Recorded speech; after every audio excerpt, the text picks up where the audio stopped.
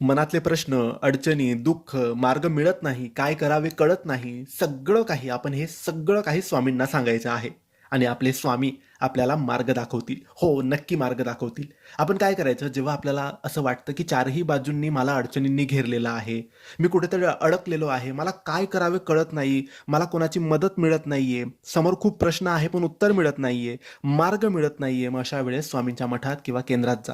किंवा तुमच्या घरात स्वामींची मूर्ती किंवा फोटो असेल तर त्या मूर्ती किंवा फोटो समोर बसा किंवा स्वामींच्या केंद्रात मठात जाऊन बसा. शांत बसा, स्वामींकडे बघत बसा, डोळे बंद करा आणि स्वामींना मनातल्या मनात इमॅजिन करा की तुम्ही डोळे बंद करून सुद्धा स्वामींची मूर्ती बघू शकतात. डोळे बंद करून जर स्वामी दिसायला लागले, स्वामींची मूर्ती कशी असते, फोटो कसा असतो हे तुम्हाला दिसायला लागलं का स्वामींना सांगा, स्वामी मदत करा, स्वामी मार्ग दाखवा, स्वामी मला माझ्या प्रश्नांची उत्तरं द्या, स्वामी मला या दुःखातून अडचणीतून बाहेर काढा.